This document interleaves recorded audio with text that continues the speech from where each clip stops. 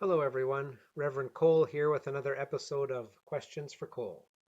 It is October 21st, 2020. The question I had sent in this week was about writer's block or preacher's block. Someone asked if I ever got stumped trying to figure out what to say. If I had ever had trouble coming up with something to say, whether it be in sermons or midweek messages. Good question. The answer is not very often. Ironically, a little bit today, but it was more a question of which theme to choose, not actually being stumped, not like the proverbial author staring at a blank piece of paper or a blank screen these days. That doesn't really ever happen to me. It's more a choice, usually, between a number of different possibilities. Two things I'd like to say about that. One is that when it comes to scripture, especially, there's always something new that I notice every time I read a passage, some word or phrase or part of the story that jumps out at me in a different way than it ever has before. That's part of the mystery of scripture, I think. And I know I'm not alone in that. I've heard that same thing from so many people through the years. It also just makes sense when you think about how our lives are changing all the time. And so our perspective changes too. And what we happen to be going through in our lives keeps changing. It just makes sense that all of those things will affect how we read or hear a certain passage of Scripture. It will mean something different to us depending on what's happening in our lives at the moment. That is so often the case.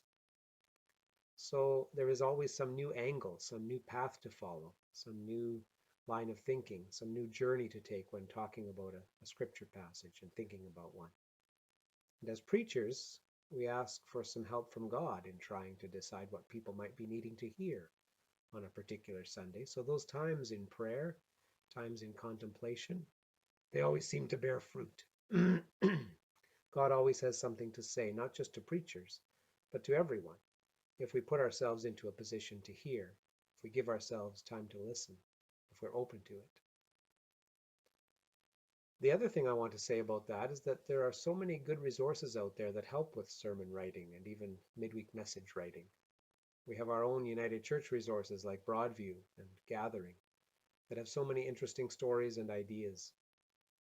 There are so many other resources out there, everything from magazines and newspapers to online resources in which people share news and human interest stories, opinion pieces, commentaries. People share their faith, share their inspiration, share what's happening in their lives. All sorts of interesting and creative articles to draw on. And then there's the natural world as well. I think it was last week I told the story of the leaves falling all around us while we were out for our walk, and that led to a story that I told. That was a source of inspiration from God's creation itself. And those moments are always all around us, just waiting for us to not only notice them, but to share them then with each other. So no, there's never really a blank page or a blank canvas problem if you're paying attention to all of those things, which I try to do. And that leads me to the other thing that I wanted to share with you today, which is, I think, related.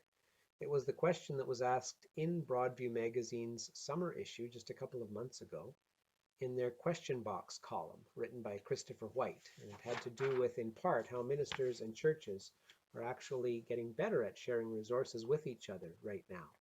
And Christopher thinks that that is in large part due to the pandemic and how we've all had to learn quite quickly how to do things differently.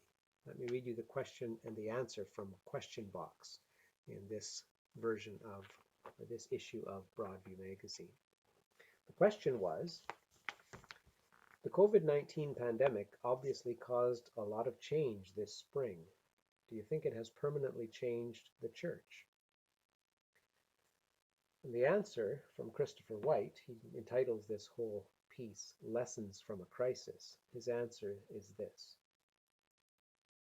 While we are still dealing with the full impact of COVID-19, I do feel that there are a number of ways that the church is going to be permanently changed for the good moving forward.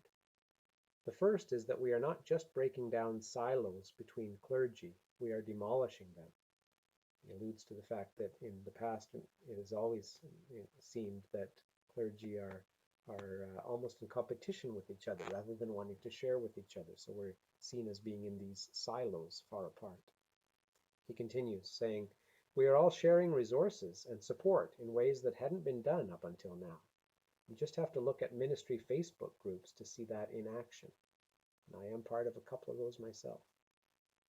Worship resources, broadcasting ideas, and technical help for Zoom and Facebook Live fill those posts.